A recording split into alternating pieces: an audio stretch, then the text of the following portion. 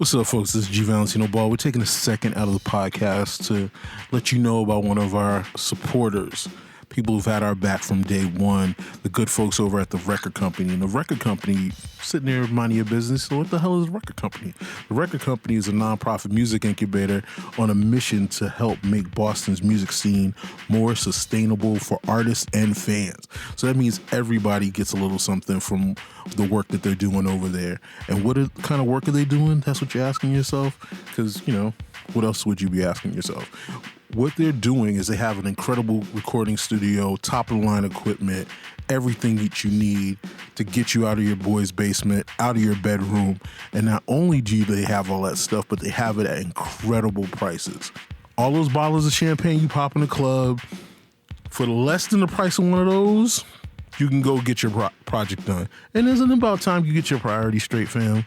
Like, for real. So come rock with my people at the record company, therecordco.org. TheReCordco.org. Anyway, now you got the address. Get on your phone, get on your computer, tell Matt and Jesse that we sent you. And I don't know if that's going to get you a discount, but it's going to get you at least a high five. And who doesn't need high fives? All right, ladies and gentlemen, boys and girls, children of all ages, welcome. We have some distinguished guests in the building for the first episode of Around My Way, which is part of the larger series that we're working on. So just so you guys have an understanding of what we're doing, KillerBoomBox teamed up with the Boston Institute of Nonprofit Journalism, and we're going to be doing a multimedia project where we're going to cover the ascent and document the year in Boston hip hop. So, at KillerBoomBox, we've been part of the scene and seeing things and seeing how people have been growing. And we've thought, that 2017 felt like it was going to be a really banner year for the town. So we wanted to make sure that we had a way of kind of putting it together. So we're going to be doing a series of podcasts, a series of videos, a series of written articles that'll be printed, and photos, and pretty much all the ways that you can tell stories today. We're incorporating them all. So what we wanted to start off today, we'll go around. I'll introduce everybody. We have a good friend of mine who just showed up just because I asked him to. But he's also a mover and shaker within the scene, DJ Real P. Yep. He's the head of the spearhead of the famous Nobodies movement. And hold on. Is he just a no, DJ? No. I was good. Listen, okay, I got this. I'm saying saying this okay, tonight. Okay. You're on the other side of the mic. He was setting it up crazy. I kind of so, felt it. In addition to working in pretty much every club around the town, he's also a person who's gone from being an artist to being a DJ. From going from being a DJ to being an artist to going on and creating and crafting his own events. And we're going to talk about all the things that he's involved in. So my man, DJ Real P, but Real P, I call him the RZA because he does like a million things at once. In addition to him, we have DJ Alcide. Now, Alcide pretty much has a very similar way that he started off, with the DJ thing, but he's also created a platform, the Good Music Showcase, so he can open up doors for artists.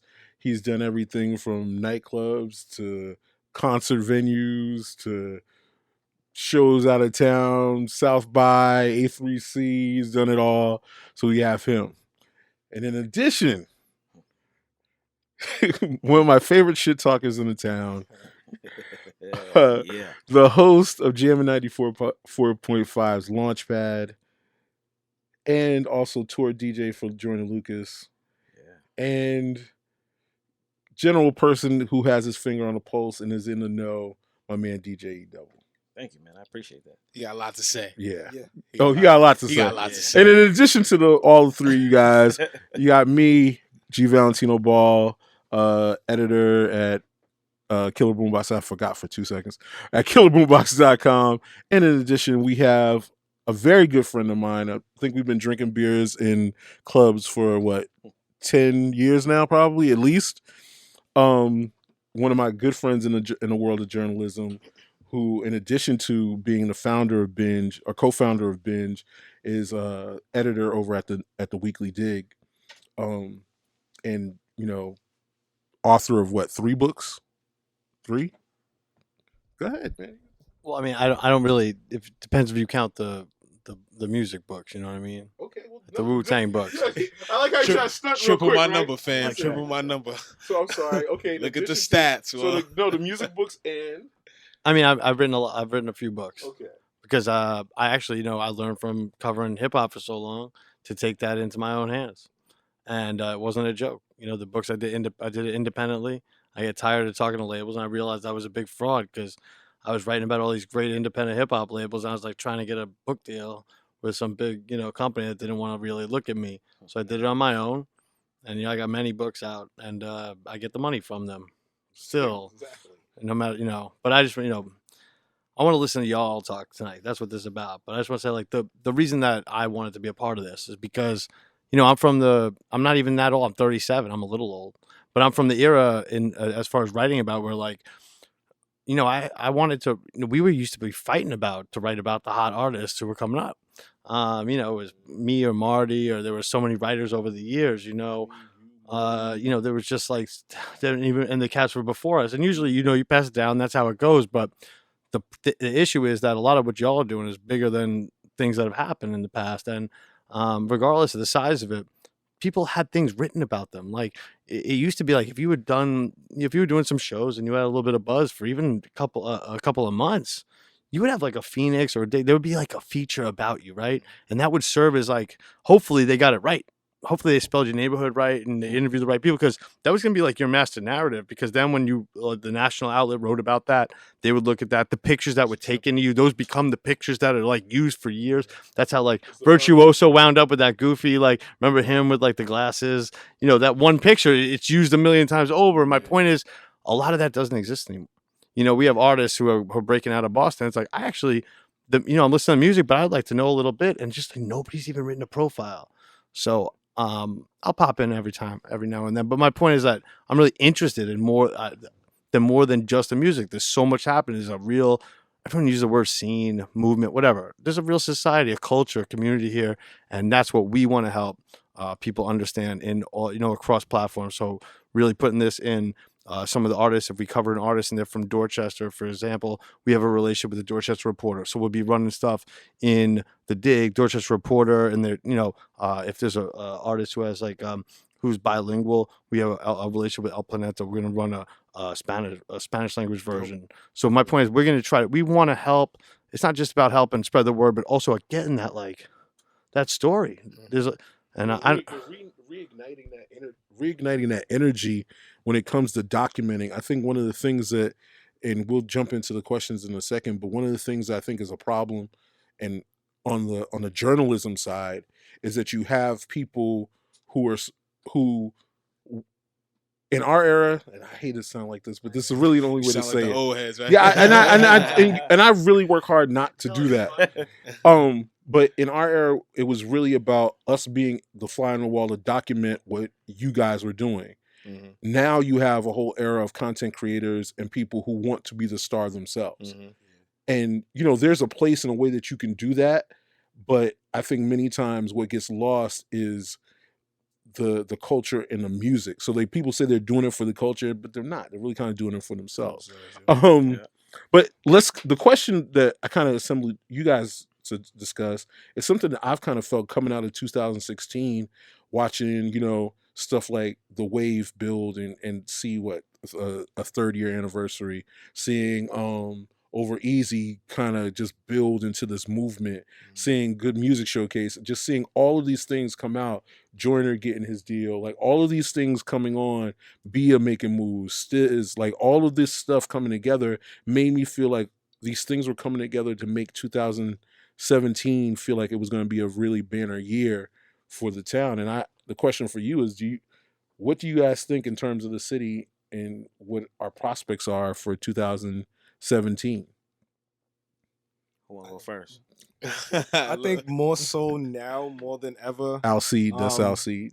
Yeah, more so now more than ever. The exposure level is right where we needed it to be then now. Like, you know what I mean? Like, there was a lot of great talent doing that thing, but there wasn't a way to get it out there to the world like we have now. Like, you know what I mean? Like, it's real dope just to see that, you know, an artist does a show out here and it spreads quickly. Like now we all know about it. We so and so did so and so last night. It was lit. Or the show was crazy. Like the word is spreading, and then now you can just see things live now too. That's another thing. You don't even have to be there. Before you had to just be there to get these experiences. Now you can just pick up your phone and you got the whole experience right there. So I think now with the exposure level that's come out, people are really seeing that there's a lot of talent here. You know what I mean? And I think we really just need to use that effectively and show not just Boston, show each other like we've been trying to do. We can show the world what we're capable of doing. You know what I mean? But do you think we're poised for 2017 to be that year where we make that multiple level kind of impact on the national scene? Absolutely, because now with the vlogs and blogs and podcasts and things we have going on now, we have the go-to places to go to help get this stuff out now. You know what I mean? Like before, there'd be like, oh, okay, in Cambridge, this one spot has dope shows every week. Nobody really knows about it except people that go. Now, if you have something dope here, we all know about it. So now you see, when you see us throw events, you see people that go to all those different types of events together now.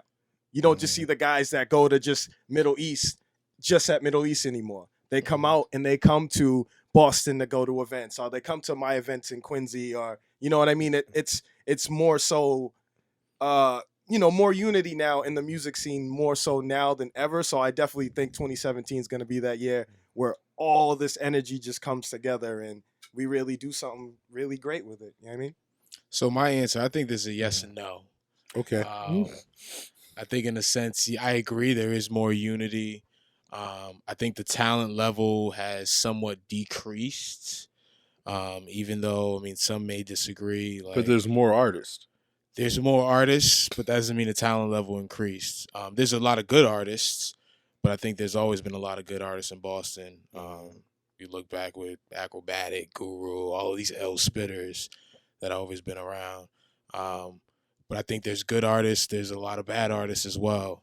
Let me back up. So as in terms of the unity, yes, I think there's a lot of unity. I think the talent level is not at where it used to be. But I also think that a lot of people, like you said, are falling in line, kind of doing the publicist thing, doing the manager thing, doing the DJ thing, kind of being engineers, kind of going into different crafts to help those artists.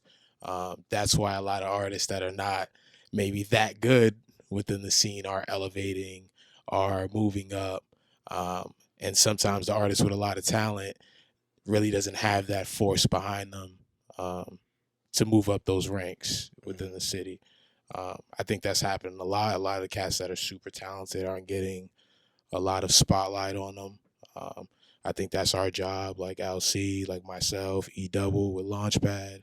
I think we do a good job at trying to spotlight those artists that we think are good, that need a kick in the butt or something. But no, I think 2018 might be a banner year. 2017 is like we almost there, kind of like where the Celtics is at, like 2 in the East, might be 3. Maybe need another piece to jump in there, you know what I'm saying, to take it over the top. But I think we're almost there. Okay. Oh yeah, well, let's get to it. Oh, brother. I'll Oh, go man. hand in hand with what P said, and it's not to go against what Alcide said, is that the unity is there, but I think there's a fear of the unknown when it comes to the unity, because there's people that will rock with each other, but nobody's taking a step forward to be like, yo, what's up, my man? Like, yo, let's build, collab on a record, collab on a project, collab on a party. It could be whatever, but the difference in this being a banner year would be if we were unified and organized. Now, once we're unified and organized, then we're going to get a run. We can get somebody that gets that one record, and then now they start looking at the city, and they just grab a couple people, and then you just get a shot. I don't want a shot. We need a run because we have the talent to bang. Like, I'll say it confidently myself. I'm more confident in Boston's underground hip-hop scene than I am New York's. I'm more excited about maybe because I'm out here and I work hand in hand with the artists, but I really like what they got going on more than New York. So I say that to say this is just like, the unity. I'd like to see more people support each other, and me myself, like I support good music. And even if it's not my cup of tea, I may not per se, be at the show, but I'm gonna do everything I can do in my power to help you. So, like everything, like a lot of people come at me, yo, play my stuff on the radio. Everything isn't cut for the show. And if you listen to the show at least 2 to 3 weeks, you'll know around the type of vibes that I go for to represent the city and the scene, because there's a lot of loyalty and obligations that I have to represent us the right way. I'm not gonna half step. So when I went to the pull up, like first thing I dabbed up Keith, I said, I'm proud of you. I dabbed up P, I said, I'm proud of you. Like just to see that it's happening. And then it's ironic that there's a correlation between the people that I'm playing on radio and the people that are on that stage. So people are paying attention to certain people. But when I looked out in that crowd, I felt like I should have seen more people from our scene out there and not sitting there on social media talking about it. Like, But I mean, that's part of the era. Like, one of the things that drives me insane is when you go into a party or a club or whatever, and everybody's on their fucking phone. Like, I wish there was a way that I could have some shit to jam everybody's fucking phone in a party, so you forced to dance. That exists. Absolutely does. Yeah, that exists, but you don't want to do that. No one gonna come to your party. True facts. I want to know why. I don't know why you guys even answered that question. Did you set them up? No, for real. I mean, I feel like I'm so tired of that question. You know how I've always felt about that question. I mean, because I was covering, every day, and to see the artists that y'all work with and everything, like, these guys, that should be. And I'm not saying that you are all express, but like for me, like as an independent artist myself, to watch dudes who were touring, that song Playing Gang kind of says it all on the Rex album. Like, I'm wondering what kind of careers people, because I hear a lot of talk about, even in this room, about like, who's going to come and look at this city? It's not like somebody's like blanket deals anymore. Nobody's getting like a $5 million deal to sign all their friends. And like, I on the side, I'll say it straight up. I used to always tell rappers, like, I'm glad you're into the unity thing, and I hope people like are building and making songs, but yo, you're on your own in this game. Is that how do people really feel now? Because I'm thinking that with all these resources that you're talking about, that's really what the deal is. And you could always help people and work with people and help get them exposure. But is there still like a grand like thing that somebody's can come bless one of the parties or imprints with a bunch of money, and they're gonna be able to put other people on? I don't think they're mentally, like nowadays it's a lot younger. So the thought of a record deal, I don't think they have that same perception as we had in the 90s. Like, you're gonna sign a deal and life's gonna be great. You're gonna have a mansion. Your mother's gonna be able to quit her job, and you're gonna be able to just live life. No, even though that was never true. But these kids, I don't believe, are looking into that. They, ironically, like, I give an example of a Plaid de Finesse.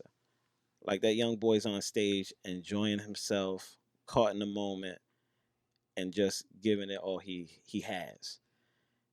I don't think he's really worried about numbers or whatever it is. He knows he has a wave, pun intended. Pun intended. But, he got a wave, and it's just a matter of time before it catches, because a lot of these artists are small. Like, let's give like Dej Loaf. Before she popped off of Try Me, she was at the same level of these artists that we talk about. Locally. Soon as she caught on, she was on hooks everywhere. Now these kids nowadays, I believe they're looking for shows, and that's where they'll get the money. So if you can jump on 8 hooks, and it comes time to everybody doing their summer jams and all that, you're in demand. So if you get about 10 on them shows, you'd have made a quick 100. So that's where I think that they're looking at it in that perspective. Do you think that people, because what I did kind of set them up. I think that part of it is that there's a different understanding of what the business is today.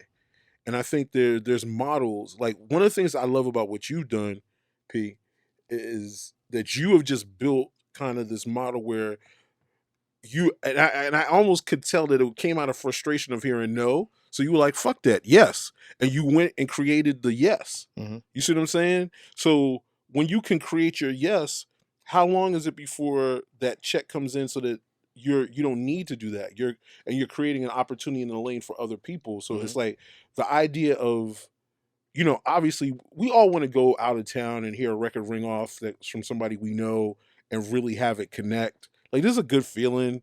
You know what I'm saying? But there's also a way that you can create a career without that happening sometimes. Yeah. You know what I mean? We have more resources now to create our own way than ever before. You know what I mean? Like, all of y'all in one way, shape, or form, this dude got a mixtape every other 3 weeks. And I went in on that Waves project. Like, I don't know why you trying to play with me like we're not us. Oh, it's coming. Okay. It's coming. And I feel like I've been kind of saying that for years. Like, you talked about the they. I mean, the they, I guess, is record labels. I don't know, I guess. But I always say they would never pay attention to us until we have our own industry within our city. And that means paying for features, paying for beats, hiring a publicist from your city. You know what I'm saying? Having all these people working, brewing, doing things, exchange of money to actually create a scene, create an industry. And I think in order for a banner year to happen, that needs to happen. And I think that's kind of been happening the past maybe like 4 years. And it's currently happening within the city. A lot more shows are happening, whether I'm putting them on, whether Alcide, you know, the radio station is popping off. Launchpad has got like a new injection of energy. You know what I'm saying?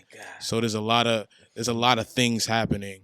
I don't know if that exchange of money is happening as often as it should be happening to actually create excitement, because money creates excitement. Money creates drive, in a sense. Sure it does. Yeah, and I think that needs to happen more for that being a year to happen. Very true. And then also, like, I see what you guys mean as far as like they like coming in, but on another way too, instead of thinking of like as it being like more so they being labels, they can also just be a fan base that's outside the city. Like, you know what I mean? There's a lot of people that's getting bread that are from Boston, but they're touring the country because they actually have fans in other cities. Like, you know what I mean? If somehow, some way we could set forth that type of movement where, you know, we can take it on the road. You don't even have to worry about labels. There's so many artists making real bread, haven't even been to a label. You know what I'm saying? Like, so the independent hustle more so now has definitely jumped off. And that's kind of how where I say now that the social media and everything, all the new buzz and everything as far as like the media for artists in the city comes up, because I know, yes, it's oversaturated. Everyone's a DJ, everyone's an artist. But now with that, I can go and just what I do with the Good Music Showcase series is I nitpick. I find, all right, okay, I know it's oversaturated. I know there's a rapper on every block, but who are the hottest ones? Who are the ones making the most impact? Not so much if I even rock with your music or not, but are you making an impact? Do you have a great stage presence? Can you bring it? Like, you know what I mean? I know it can be hard, but there really are a lot of dope artists, and Real P knows who they are. I know who they are. You know what I mean? And EDubble, I'm sure you get records from them all the time. You know what I mean? So more so with that is it's not so much that knowing that, yes, it's oversaturated, is what it is, but we just got to separate, you know, the average from the dope artists that are really, you know, looking to make an impact. And I think that's, you know, what we sort of do of sorts. You know what I'm saying? And that's when you start hurting feelings. Hey, it is what it is. It's So not a fair game. What do you think is two questions. What do you think is the number one thing that's wrong with the scene? And what do you think is the number one thing that's right with the scene? With the city of Boston? The city? Yeah. The music scene in Massachusetts as a whole. Yeah. What's the number one thing that's right, and what's the number one thing that's wrong? There's a couple things wrong. I said the number one thing. Oh, the number one thing. Oh, I'm sorry. I think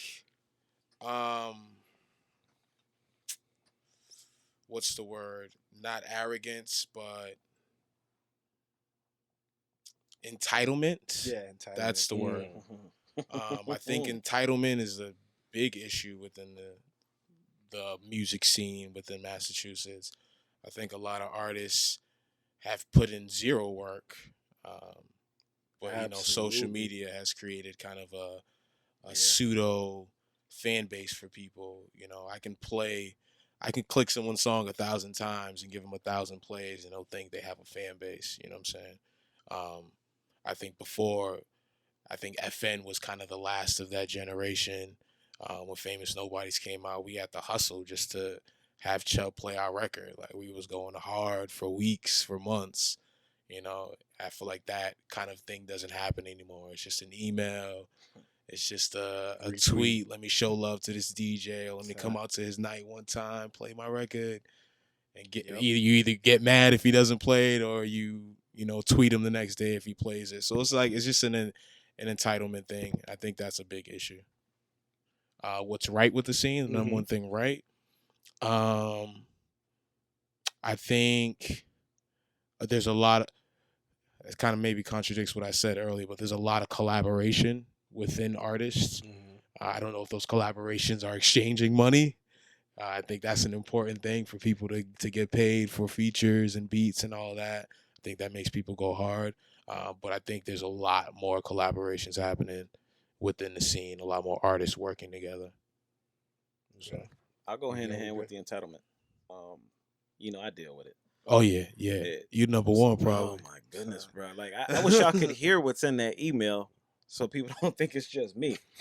A lot of people think that because they made a record and just shoot it to the email, and they think that I'm going to play it. Like, I'm not gonna say no names, but somebody figured that they sent me. Please do. Nah, I ain't gonna do it. I ain't gonna do it. I ain't gonna do it because Yo, this dude is straight up like the little devil on your shoulder. I'm saying he tried everything to- y'all He's trying thinking. to- Stop he playing trying- with me. Have me like I'm a Guilty Philly boy in conscience. my bag or something, man. I ain't trying to do that. Nah. But dude sent me a record. He said, "Yo, I want you to world premiere this, da da da." He gave me the whole plot, everything, the Oh. players. He told me how to do my job. Oh, Wow. so I drop heard the record. commercial before this. No. He put a flyer up saying that I was gonna play it too. Oh, And I listened to the record. For one, I ain't like the record. And for one, the record was kind of going at a lot of people in the scene in the wrong fashion. I stand for the unity. So when you're doing something like that, I'm not gonna play it for one. So we're gonna start right there. But I didn't play the record. So a few weeks go by or whatever. Somebody comes and tells me like, "Yo, they was gonna try to come see you." I was like, "Who was gonna try to come see me?" It was like, "Oh, yo, you only be with your cameramans." I'm like, "My man, little do you know, there's a lot more love for me in the scene that you don't see, and I'm not scared of anybody. But if you think you're gonna come muscle me to play your record, you got the game completely twisted, and it's not gonna go down like But that." hold up, this is. I'm okay, sure so that this used is to the- happen. That This used to is the be, bullshit that I be. Used to run I'm up trying on to figure DJs out in what's the wrong radio with people. station. I'm about to run up on EDubble in the radio station tomorrow. Like, fam, like, you trying to run up on somebody for a play on a launch pad on Sunday night, like that, and you don't have anything to like. And I'm not trying to. I'm not trying to shade it. I'm not trying to make it sound bad, but I'm just saying that you're doing that kind of level of energy Yeah. about one spin on one show. And You know what I'm saying? that's the big And you- entitlement issue, because a lot of artists don't create rapport with these DJs anymore. That's the thing. Now, They P, don't. how many people have approached you the right way and the wrong way? Yeah, well, it's like, but the more fact than that wrong. the fact that they would, That happens with us as writers. the fact that they would bully, it's a one place left that does play. It's like, it's like the last season of The Sopranos when they walk, they try to two dudes, they try to shake down a Starbucks, right? Because they've been trying to build that pier the whole Sopranos, The whole right? joint. So they walk in, right? And the kid, they're like, "Yo, all right, we're gonna come here once a week, and we're gonna get this, right?" And the kid's like, "What are you talking about?" He's like, "There's like a national chain." And the kid's like, "They're like, all right, well, what if we, what if we come back in and start this whole? What if we throw you through that window?" And the kid's like, "I don't know, they'll fire me and hire somebody else." And when they're walking out, you know what he said? One dude says to the other one, right? One dude looks at the other, he goes, "It's all over for the little guy." You know what I'm saying? Yeah. But that's what it is that the mentality of artists is like, frankly, I've been saying for years that there should be a class action lawsuit against jamming. That's it's a political thing, but basically, these are like, your show is the only fulfillment of I'm a socialist, but like basically, all that infrastructure is built on public property. It's built with tax dollars. So, that's like, I grew up in New York, so like you would get like street soldiers, you know what I'm saying? Like all the positive, that camera online. Because anyway, so like he's like, my point is this, that like they should be playing local artists and all this, but the fact that like we've all been locally bent into thinking that it's your responsibility to represent the entire local city. scene on Crazy. one show. That's Well, crazy. If anyone's gonna get threatened, I'm saying it should be somebody on no, on Dale. I Who's on understand Dale. that. But Someone higher up in the food chain. But High- I'll be above your completely pay grade. honest. I understand the weight that falls on my shoulders with the responsibility Mm-hmm. of the records that I play. So And you I accept embrace that. it. Yeah, Yeah. it's fun. It ain't nothing to me. It's like, hold on, like you're asking me to do what I naturally do, and then go on air with it and talk about it. Okay, cool. This is what I live. This is what I do. You want me to go find the like I'm the dude that you give me the album before you even pick a single. I'll pick the first, the second, and the third and tell you how it should go. And most of the times I'm right. And if they go like I say about 80% of the time I'm be dead on. Like I just know how to find the hit and what record should come and what sequence. So when you give me a whole scene full of the youth, who I really show love to the youth because I just feel like a lot of people have had their shot, they have had their turn, and then there's a young boy out here who's stepping into it right now, and he could be in his heyday. So why do not to say I will not show love to the OGs? Like I got good relationships with most of them, but it's like these young boys, like it's crazy. It's like how when Noisy went up to Chicago and they was documenting the whole joint. It's like I feel like I'm right in it, and I'm here with them, and I'm a spokesperson for them. And these kids are like, they tell me, yo, we appreciate everything you do. Like when you're playing our records, let's put it this way: the youth appreciate it more than the elders, and that's the problem. And the elders feel like they are entitled. So okay, So I brought it back for you right there. okay. So then, okay. So Alcide, let's get your take on it. What is the number one thing that's right and the number one thing that's wrong? I'll start with the wrong. Let's It's definitely start the with the entitlement wrong. thing. That's just the word of the night. Because the way I look at it, and I'll be real frank about it, is ain't nobody out here pulling up in Benzes, Bentleys, in and out of $1 million studios, really making serious bread off this music industry enough to even feel like they're bigger than any other artist in this city. The way I look at it is everybody's still kind of in that same boat. You know what I mean? So for any artist to feel like they're bigger than whatever, I don't care what you got signed, how many places you travel, whatever, it doesn't matter. Until that part of the game happens, and not to say that that's the only thing that measures success in whatever, but you go to other cities, that's what you see. You know what I'm saying? In other cities, you got artists that work together that don't even like each other, but they know they can make bread. That doesn't happen here. There's this, oh, I don't like this, or I'm not feeling that. We have to be able to get rid of that. So that's the I would say the worst thing about the city is that, you know, artists feel like they get a certain look here and there, or they're in this publication, or this artist gave them this look, or they spent this bread to do this record with this artist, but they're out touring, going around the country, but they're not getting no buzz. They're not getting tours from it. They're just, you know, they're blindly hustling out there. They're hustling backwards. You know what I'm saying? Like that's what I feel is wrong right now, because, you know, certain artists feel like they're better than this, or they're doing this, or they speak for Boston, or they whatever, but nobody's on that level yet. You know what I'm saying? Like there are artists that have done it, yes, and you know what I mean, but as of right now, you know, that whole entitlement thing is definitely the worst thing killing the city right now. But the best thing about it is that all can change. You know what I'm saying? There is a lot of dope talent, and there is a lot going on that can of sorts bring us to the next level. And I think that's the best thing with us yet, is that we don't have that scope yet, so we can change the bullshit. You know what I mean? And really figure this shit out. And then when the time is right, really show what we have to offer. I think the best thing about us is that they're not looking at us, is that they're counting us out. We can get right before they come. You know what I'm saying? So we have all the time in the world, because right now ain't nobody really looking. Let's be honest. Who's talking about the Boston music Actually, scene? I'll tell you the truth. They actually are. Yeah, I understand that of sorts. Because but who wouldn't want to be the A&R that helps this whole city build up and get the millions and reap those millions? So I know they're watching.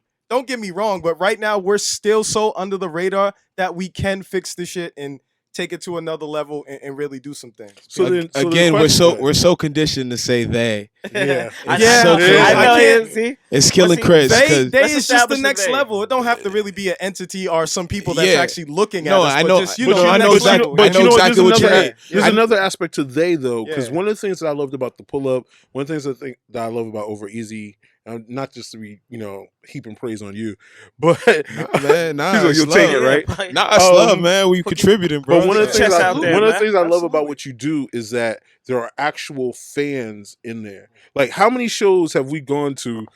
I know you've gone to a million of them where it'll be 200 people, but it'll really just be 150 rappers and and they 50 girlfriends Yeah. sitting there disgruntled. Like, More like there are 180. legitimate, like, yeah, exactly. Yep. There's legitimately people who are in the crowd who are going to support the music. They don't, they may have a friend on stage or whatever, but there are people who they don't know anybody. They just they're legitimately, I like this music. I'm going to go check it and support it. Yeah, no, go ahead, please. Final question on this before you all Please answer. do. Is one ongoing theme, no matter what generation of Boston MCs we're talking to, is the transient population.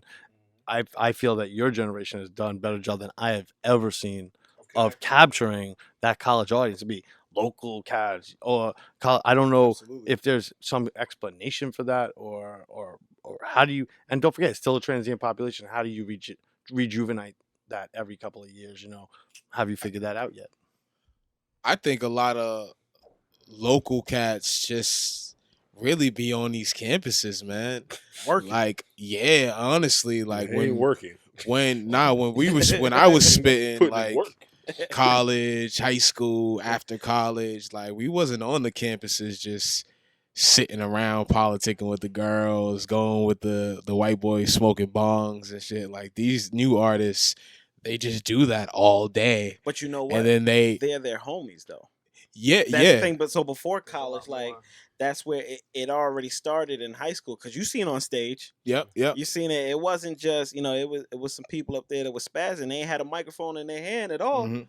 But it was white dudes. They was out there feeling themselves. And then in the crowd, what was it? You had them too. So they're their friends, and we didn't really see that. The white guy and the generation before us, he was more so on the side of the stage Mhm. or in the green room. Now they're on stage. Mhm. Turning up. I agree with that. I think a lot more of them also going to college too. yeah. That's yeah. also helping. Yeah. So they're latching on to their friends after college, and they're sticking around, and they're creating their little teams, their little factions or whatever. Their guy who graduated is going to be his audio engineer, and his other guy is going to be his manager. So I think they do a lot better at kind of connecting the dots, at grabbing those people. Absolutely. But again, back to kind of creating that industry, it just doesn't happen. Even though you have all But it's those pieces. I disagree with you. I think it's happening because Well, it doesn't. that's why I'm listen. I don't think let's- so. no, I don't let's- really no, think no, no, so. no, no. It's happening. Let's keep it funky because that's why the pull up went from 200 people upstairs at the Middle East to 500 people downstairs at the Middle East. But that's happening. That's one. Yeah, it's happening slowly. It's why Over But Easy went from Wonder Bar to a bigger venue. Like these things It's are a few. happening. It's a few examples. It's a why few the wave examples. is going It doesn't. around It the doesn't country. happen. It doesn't You- happen at a larger scale. I think it happens where a lot of us are going so hard to make it happen. One being myself, one being Young Paul or EDubble, kind of having these one-off events, forcing it, trying to reach out to everyone, collaborate to get it done. But I feel like it should be happening on these large scales all the time. Absolutely. Like these House of Blues, these Brighton Music Hall, these Do whatever. I have to be the one to tell y'all that what you're doing on that level is bigger than what's been done? So like the scene was strong for the years even I was covering, and you saw a lot of artists break out of it. But there was collaboration as far as tracks. You'd see artists who hip hop fans from other cities wouldn't think that, just the way we think of that, like San Francisco, we wouldn't think that like E40 would do a track with like Lyrics Born, but of course they're boys. Yeah. But I'm dating myself with my references, but but that was one that surprised me. But my point, and that was always how it is here. But my point is that, congratulations, I mean, you guys really pulled off parties that we did not see in our day. They happened before our time, mostly around the original battle scene. But for real, yeah, real. I mean, it's not. No, I'm sure you're all popular, but you don't got 500 friends. Like, that's a real scene. If you're pulling 200-300 people out, that's the real deal. Right. We didn't see that for a long time. And I'll say You this, right. We didn't see that for a You're long right. time. We didn't see that for a long time. I'll say more so now that, people don't understand how much work people like me and Real P put in to make sure that these 4 hours are really dope. Like, I probably put in 400 hours to make sure just these 4 hours was crazy. It's not like showcases before where it was like, oh, just hit me up, I'll put you on the flyer, or Show up yeah, and just get on come through, blah, blah. stage. No. There's a process. None of our shows are open mics. You got to know what you're doing. You got to have an EPK. You don't know what an EPK is? I can't talk to you right now. You know what I'm saying? Like, we got to make sure, and we make sure that the caliber of the artists that we put on stage is really dope. So it makes artists who aren't maybe on that caliber yet step their game up. Like, you know what I mean? Because now you want to be on these shows. And now, you're researching to see, okay, how can they pay attention to me? I got dope music.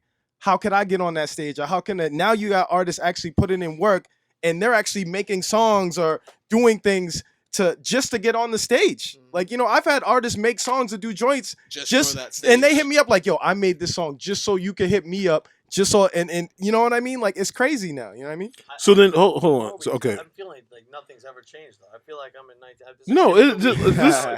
19... and that's kind of, it's funny because I hear some of the conversations about the struggles or whatever, and it's the same struggle. It's like, but being someone and being old as shit, I can say, I can legitimately say I can see the differences between some of the movements that are going on now and what's happened in the past. And like, I always hear people talk that unity shit. Like, everybody was unified. Everybody been friends for years, dog. Like that. It ain't that whole and plus we ain't all gotta be buddies to get bread. Absolutely like, not. We don't. And, I agree. Because like, I'll give you an example. Yeah. The thing that, but not even that. I'll give you an example. Everybody uses like Miami and Khaled and Ross, right?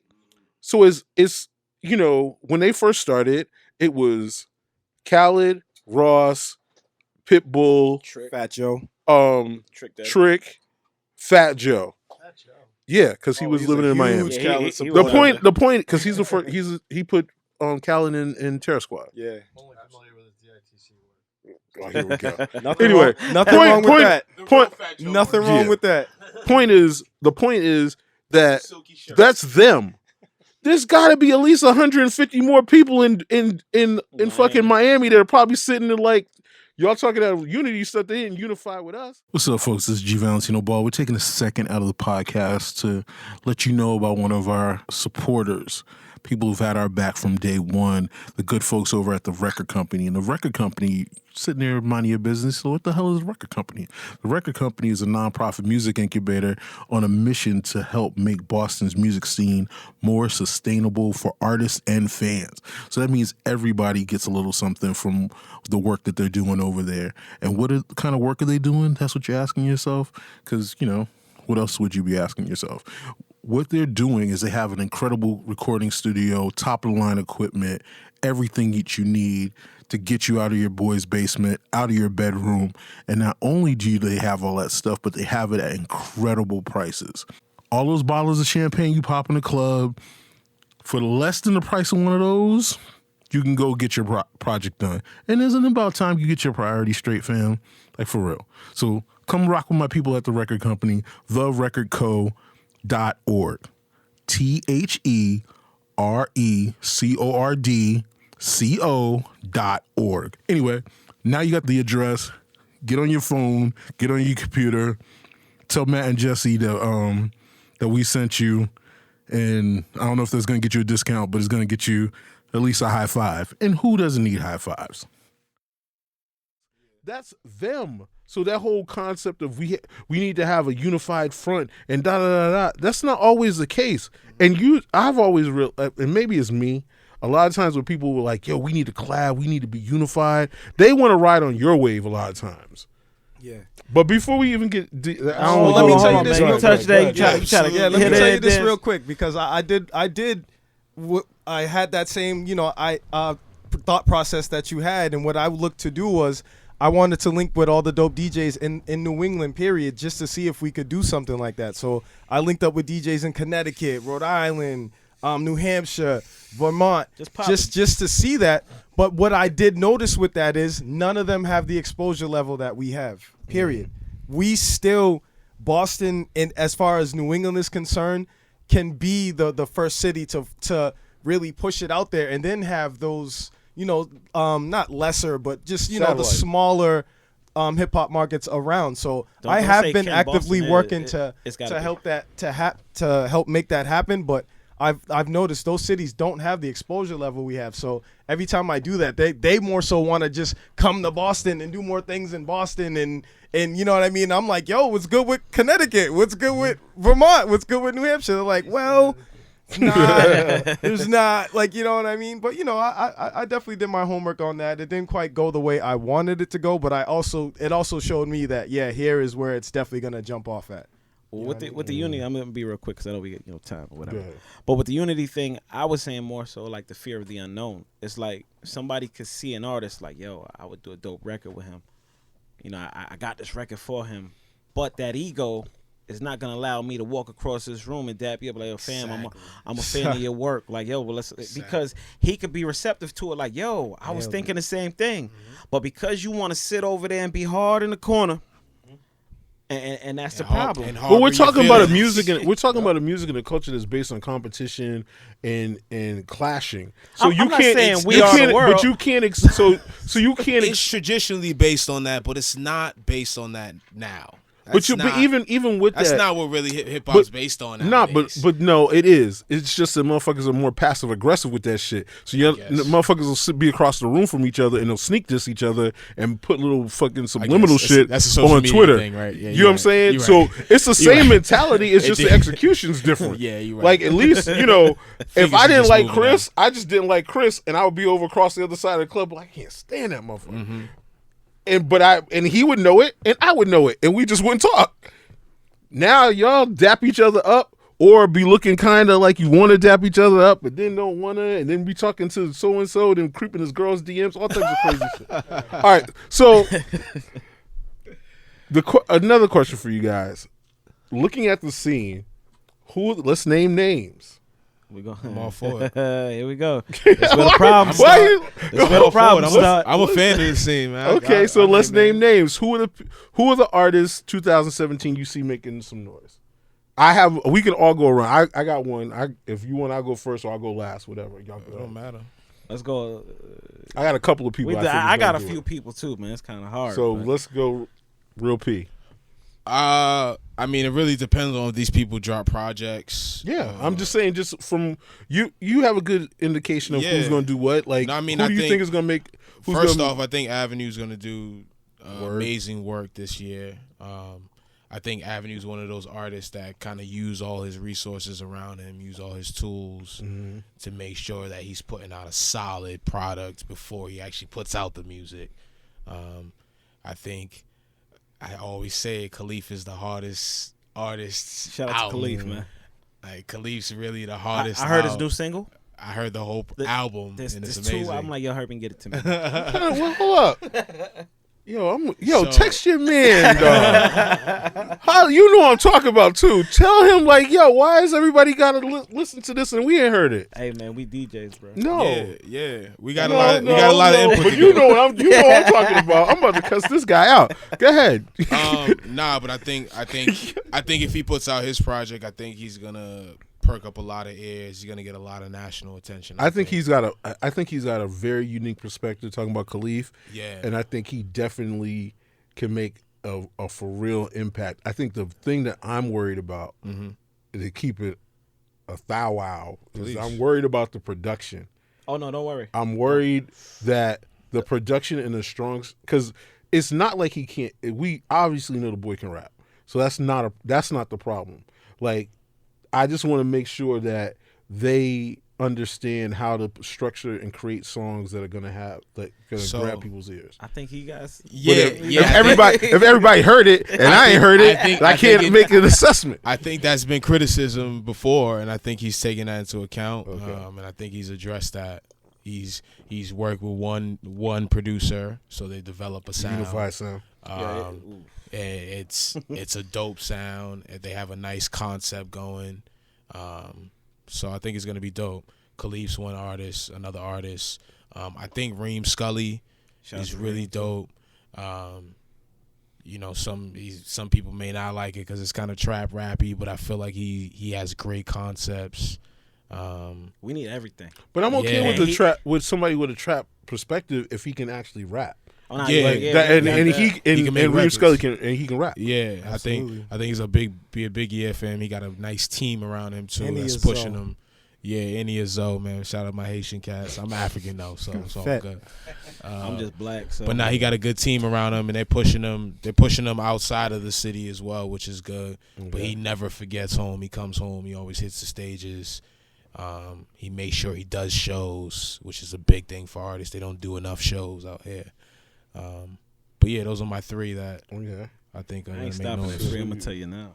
Well, You listen. go ahead, Alcide. Nah, Listen, do I don't need three. an Do three. encyclopedia. Do three. Yeah, you don't need an Do encyclopedia. three. You know he gonna say. You know he gonna say join it. Join it. Nah, Join see, is I on ain't even my. gonna say that because Alright. you said it, but we good. So y'all know that was said without being said. Oh, good. God. Man, my 3. This is hard, man. Oh, can I throw one more in there? Oh, see, All right, he we gonna can do tell four. me 3. And then tell me, can I throw one Go more? ahead. Go ahead and throw it in there, but just realize that it's some.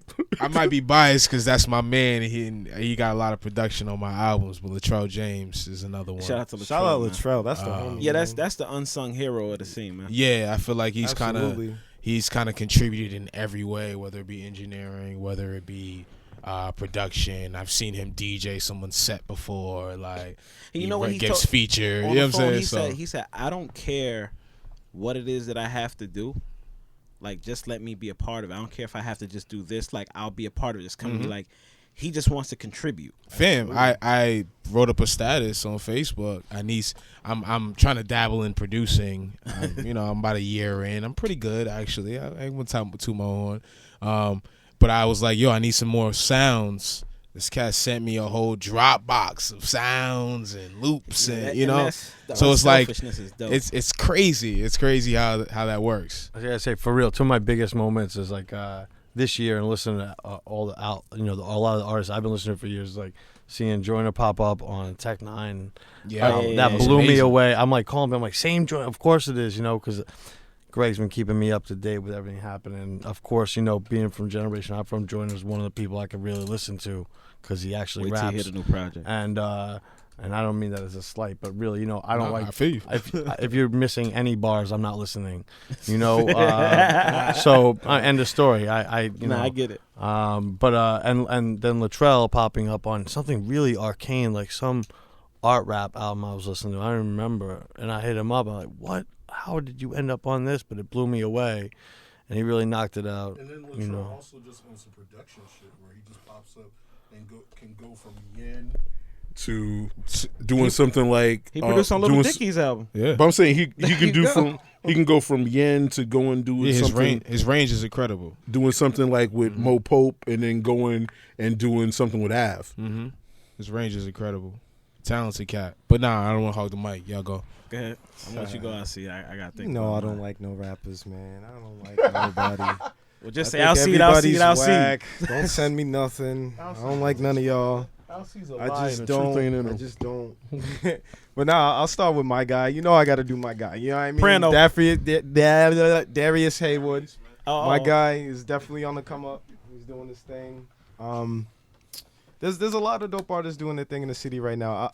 The crazy thing with me right now is I've been focusing on so many like crazy different things going on right now. It's like I really cannot focus on just any one artist right now. There's so many dope things going on. I like what Rosewood is doing. I like what 6 Lane's doing. I like what Yeah, it's kind of, see, you gonna Yeah, say there's 3 so and many then you of say them. and it's like if there's I so don't- many of them out there. I like High Key Random. You know what I mean? There's a lot of dudes that's really out here doing their thing that don't get like that recognition, but they're really making dope music. Like, you know what I mean? But And- dope music and where everybody's gonna be talking about this person. Absolutely. Like with his examples, we're talking about people that like Av is definitely gonna be making noise. You know what I mean? Khalif, I think, has got a good shot to make some noise. Reem Scully's in that space. Who are those people for you?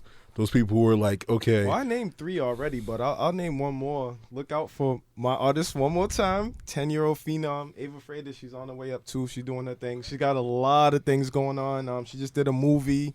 She's doing a lot of acting. Like, she's only 10 years old, but she has the stage She ain't presence. shy around any She has the microphone in the stage world. presence of any veteran you can name in the hip hop game. Absolutely. And she'll walk You know up what to I the mean? biggest star and have a conversation. Absolutely. Like it's nothing at just 10 years old. did you guys get her or try to audition for the Jermaine Dupri show? She's been in the running twice. They didn't take her the first season for her age. The second season, I can't really tell you, but doesn't matter, man. We're in some really serious talks and we're doing some really good things coming up real soon. So I can't really put that out there yet.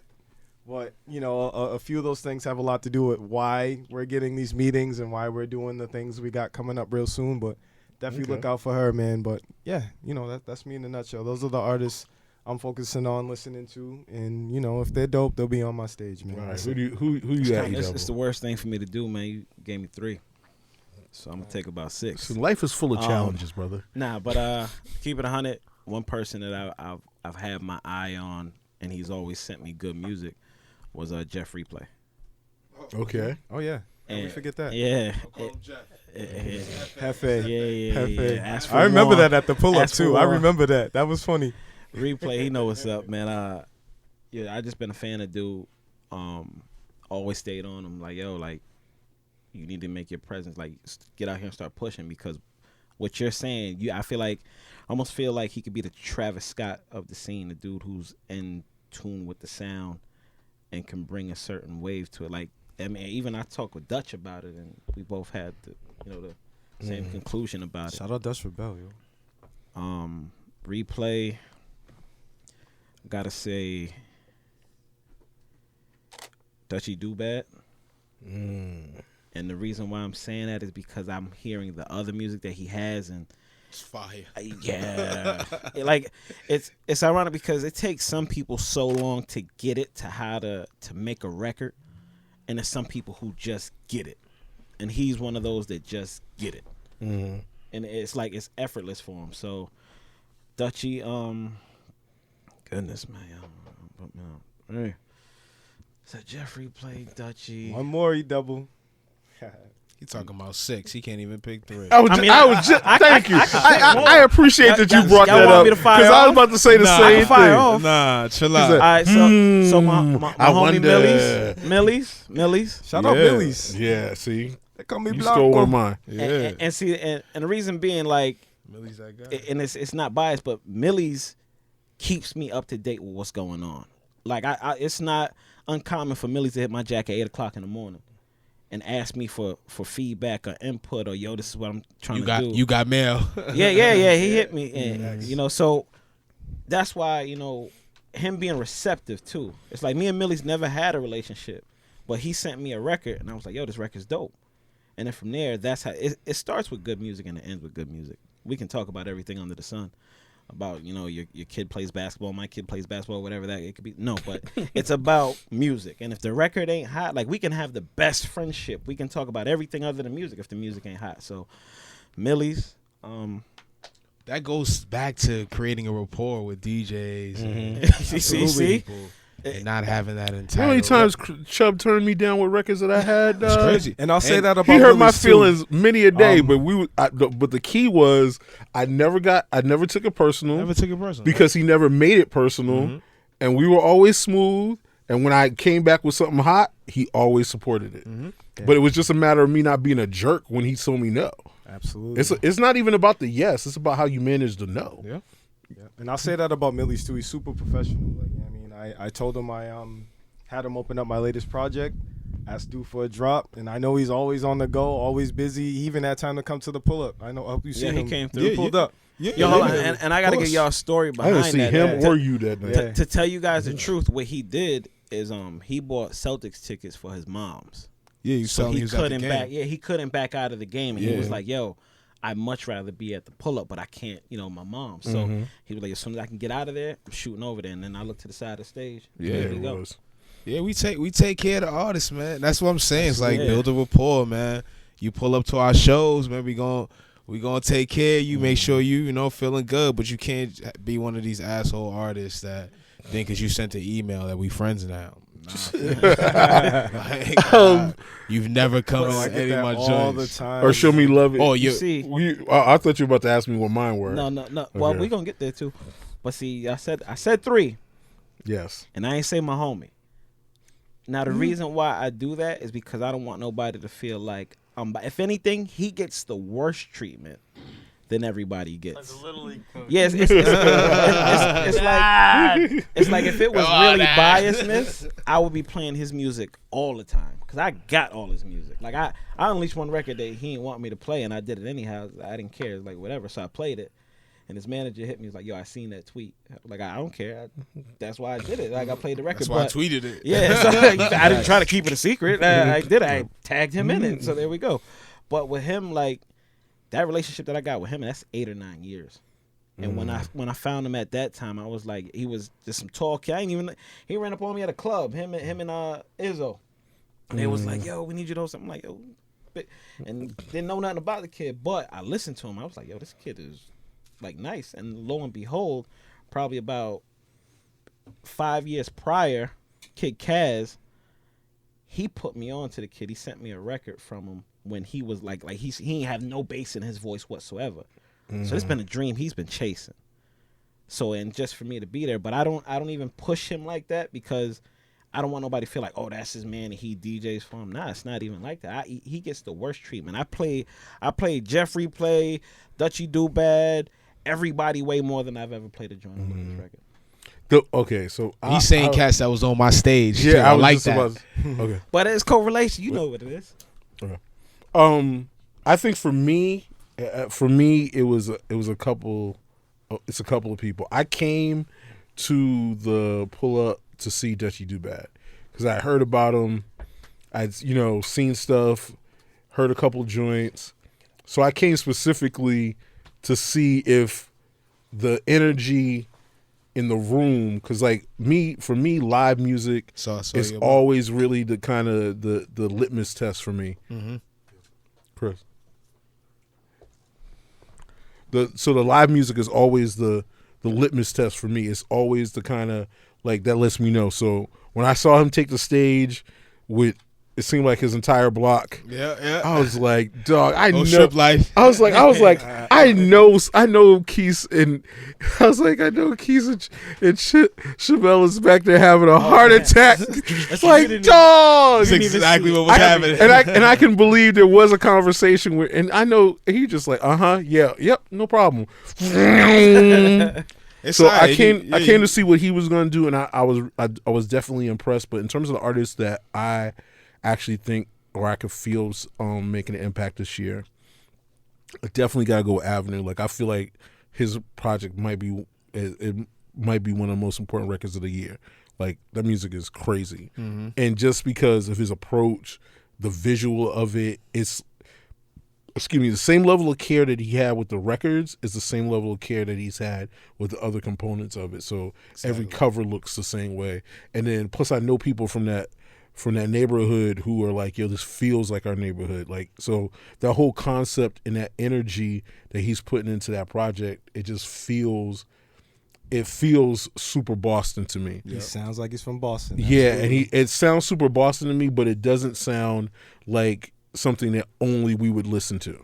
So it definitely has a appeal for a lot of people, but it's just there's an authenticity and it's a vibe to it that I like. I'm interested to see what's going to happen with Bia.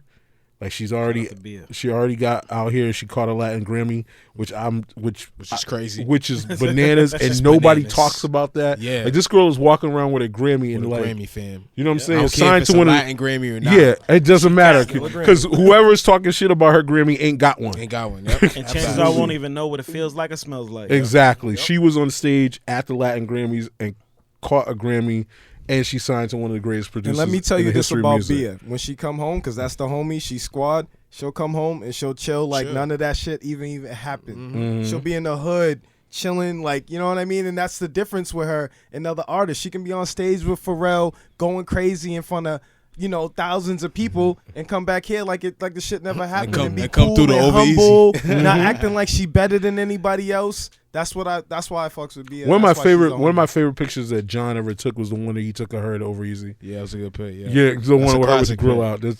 That's what Over Easy feels like. Yeah. She even came to the showcase before my showcase was even a showcase like that. Like, you know what I mean? She came through, show love with Nice Frank, show love with the squad, everything. You know what I mean? She's the type to still do all that. That's what I'm talking about. Still to do all that. That's what I'm talking about when it comes to the unity and the support.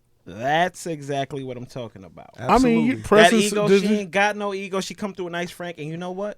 One thing I salute about Nice Frank is I don't play his records as much because I really don't get them.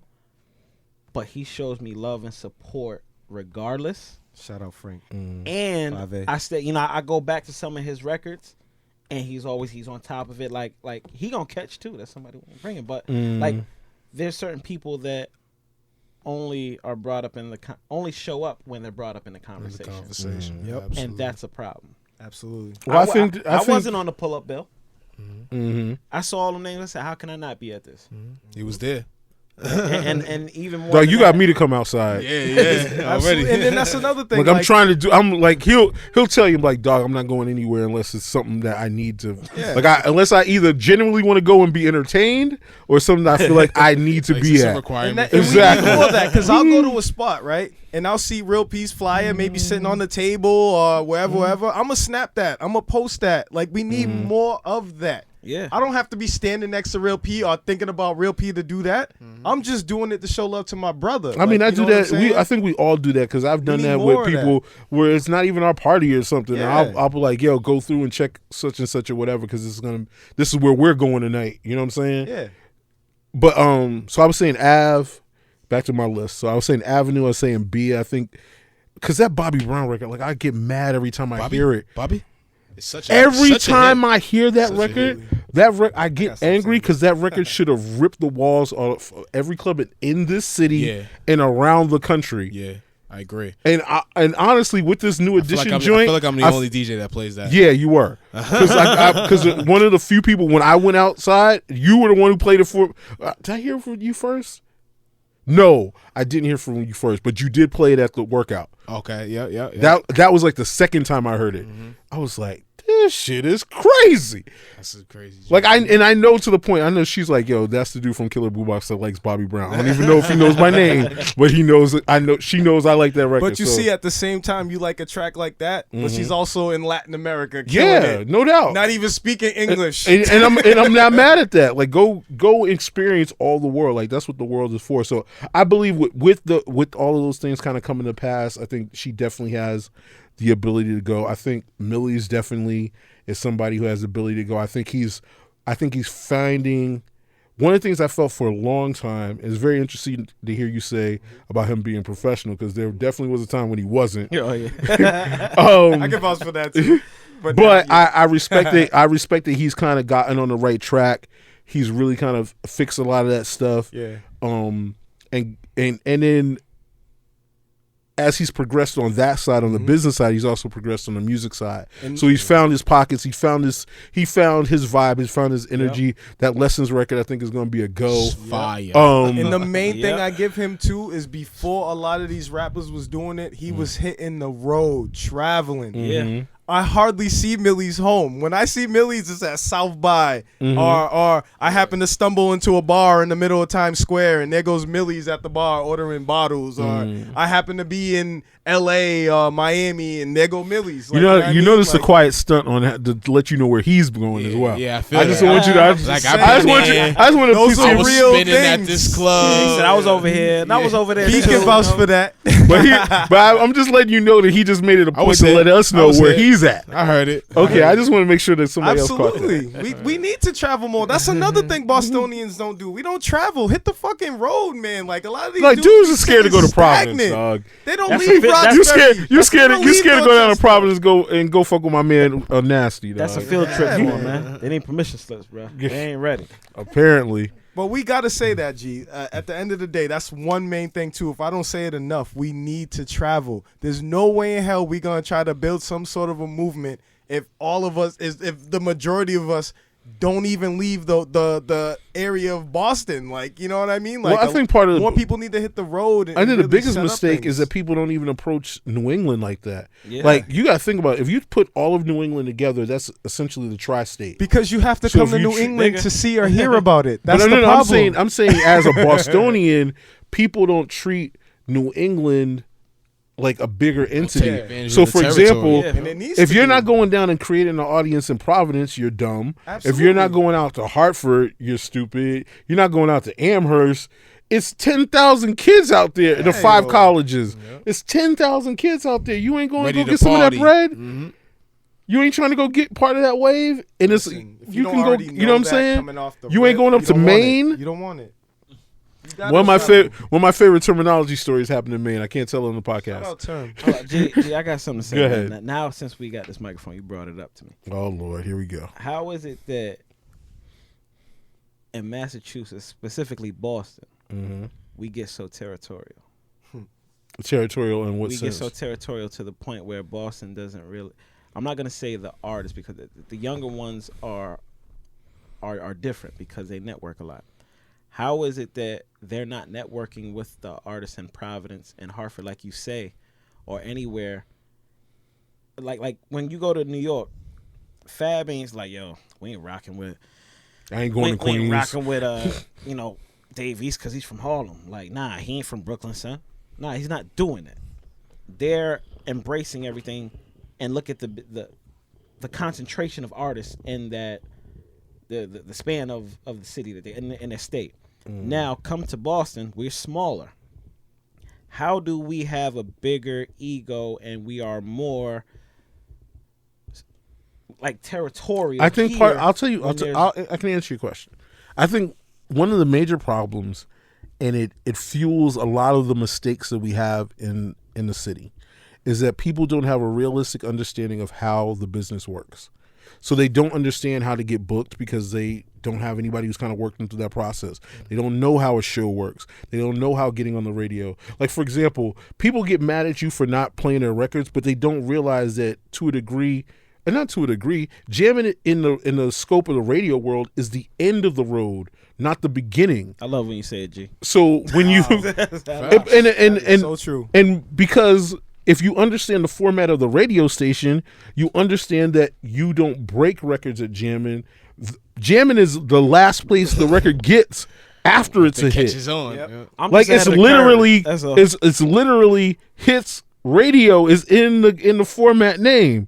So that means before you get on the playlist, it needs to have been a hit somewhere else, whether it's been in urban radio, whether it's been in another College region. radio. It needs to have been a hit Yeah. in order to even be on your view. So I think to go to answer your question about the territorial part of it, I think that people just don't understand. So some of the things that we talk as entitlement or whatever, if your only understanding and connection in relation to the music business is what you've seen on television, Oh, man. I'm not even trying to say that from a funny point of view, but I mean literally, if your only interaction and understanding of how record labels work is between what you've seen in a documentary or what you've seen on through your favorite artist or what you read on a blog or whatever, then you're not going to have an understanding of like, okay, how do you promote a record? One of the things that drove me crazy, I never understood why people didn't do it. We had the workout, right? We assembled the DJs of the city. right? All in one room. All in one room. No one's charging you. You literally, all you had to do as an artist was show up with a bag full of fucking thumb drives. Yeah. And you could have passed them out. That's why we did it. You got your single. Yeah, everywhere. or CDs or whatever. But I'm saying we don't want CDs. But We don't whatever. want But I'm CDs. saying we literally. I That's just want one to of, make that. I want to make that clear. If any artists are listening, we don't want CDs. All right. But that is the reason why we did I'll it. take your CDs, damn. If you done handed or tried to hand real P a CD, you You'll can take bring it. it to me. Give it to So Al. you'll see take it. two. I'll bring it down to MP3 form and I'll email it to Real P later. Yeah, real. That's a real nigga right there. But I'll take them CDs, son. but I really feel like that's the major portion of it is that you don't understand it. Like you think about all of us in this room, we've not, and I'm not trying to stun on nobody, but we've actually made a living at what we do. Yeah. Like my name has been in the paper for real. Like I didn't just start. I'm not. You know what I mean? I'm not trying to be funny. Like there was a reason why I Props was. to you, my man. But it's been like I've actually understand how to create content. So and people have written me a check for it, and it wasn't just by accident. I actually do this kind of well. You DJ in all types of venues. You're on the radio. Same with y'all. You've created your own lanes to make bread. So you understand those structures. And I think the biggest problem that we have in the city more than anything else, the thing that will hamper us is that you have a large group of people who want to interact with something that they don't really understand how it actually works. So that's why they make mistakes and they do dumb shit and they piss you off and then they stop their own opportunities. So going back to Millie's, I've seen Millie's made a few mistakes, but that's one of the reasons why now seeing him on the right track feels so much better because he stepped away and he got himself on the right track and now he's making moves and he's about to bust everybody in the face. Oh yeah. Yep. You know what I mean? So it's not to say that it can't be done. It's not to say that you'll always be wedded to your mistakes. Yeah. But I don't think people approach it as a business. And I don't mean necessarily being, greedy and always on some, I got to get money, but they don't approach it as a business in the sense of like, okay, this is the structure that we're going to do. To talk about it from the KillerBoomBox perspective, one of the reasons why we did the accelerators and stuff is because we didn't want to just be a blog. We wanted to be a business. So, and it's opened up opportunities. And I think for the scene, I think that's the problem that you have. But what I do love to see is that I see a lot of people who are starting to get that right. They're starting to they're working it out. People who have made mistakes in the past are kind of, okay, well, wait a minute. They're figuring it out. And I think that's definitely got us in the right direction. So to fix that, because we don't want to just identify the problems. So we just got to start educating these people because they say they want to be in the music business. They want to make music, but they don't know nothing about the business portion. Yeah, And that's but been I the think age old. Always, But that's here. But the problem is like you think about like places like Atlanta. One of the reasons Atlanta came up was because Atlanta and the South was because there's a wave of executives that left out of New York who went down to Atlanta, who understood the music business, and they created opportunities and they knew they had connections of people that they were connected to. The reason that everybody, no matter as popping as the South may be, you go to get your record deal in New York. Yeah, you got to come back up top. You still got to go back up top. But the reason they went to Atlanta is because they created their industry. You know what I'm saying? Without those executives going down But there. it was people with knowledge that created that industry, which is why that industry is further than, say, ours. Those people created the maybe industry You is the feel what I'm wrong saying? word. Yeah, no, I know what you mean. But those artists and those DJs created the culture. I guess that's the word. Created that, and that's what's missing in the city. You know what I'm saying? Like we haven't created that yet. That But you cohesiveness. guys are bringing it. That's why we're it's having this it's on conversation. it's on the way. It's on the way. It's on the way. We haven't created it completely though. But you're right about that too, because I'll step in on that because earlier in the game before the South was really coming up like that, there were a lot of other cities down there that were doing their thing. You had Texas, you had Louisiana, you had all the other states, Florida. But once ATL established, I think so much more with ATL was because that they did the Southern music in a way that the East Coast could understand more because you're right. Like they at that point they could still articulate and do their music to a certain way where East Coast people could really gravitate to that. So that's why you see at that time a lot of artists from New York and up here were starting to sound like it. It didn't really come more into the forefront until Atlanta got in the game. Like, you know what I'm saying? So you gotta give it to them. But I think the 2017, to take it back to where we started, is I think 2017 is going to be a good year, man. I feel a lot of positivity, and I'm looking forward to seeing a lot of different stuff. I want to see where the pull-up grows to. I want to see what happens with the showcase. I want to, I think that there's so many things that we can grow and build, and I think we're on the right track to see some really dope stuff happen. So absolutely, yeah. So 2018 is the banner year, though. Listen, I see. I hear what you're saying. 2017, we're brewing a little bit. Yeah. I think 17 is gonna. I'm telling you, need another coat of peanut butter. Nah, I mean, between Christmas, Replay, Stiz, you got Bia, you got Millie's. Like, there's a lot of stuff rocking. If all of that stuff is kind of bubbling under the surface on the national level, and I feel like all of those things are positioned to kind of make that shout jump. out God too. That's another yeah. See, that's why I told you, man. Y'all can't give me three. And see, I'll give you. And the thing with God too is he's very humble. Like, he's probably one of the most humble artists. He's doing this thing. He's out there. He's getting all the looks that a lot of artists want to do. But when he comes back home, he's very chilling. Cool. He don't act like, oh, I was just in L.A. If he come back home, I see him in Dudley with his daughter. God won't just be on stage. God will be in the crowd too, rocking. Like, you know what I mean? So that's why I give it to him. That's homie. Shout out Primo too, his DJ, man. That boy know how to make a record, man. Absolutely. He knows how to make a record.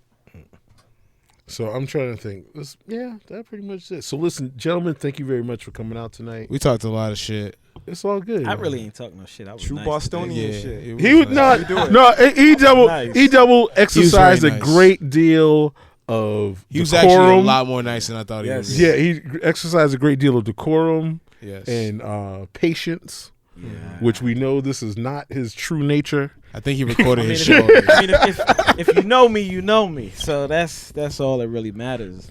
Well, listen, I appreciate all you guys. I'm sure before the end of the year we're gonna have you back. We got other things that we definitely want to get in depth with each one of you. I know Real P is we talked about him from the DJ and the promoter perspective, but as an artist, he's got some sneaky good records in the cut. Yeah, he said he ain't gonna play none of y'all records no more. He's only playing his stuff at his event. And that's what I said. That's what I said. Bringing all your fan bases there, and he's gonna play his own stuff. Only his records, bro. Well, listen, thank you, gentlemen, for coming out, man. And we will see you guys next time on Around My Way podcast. Salute.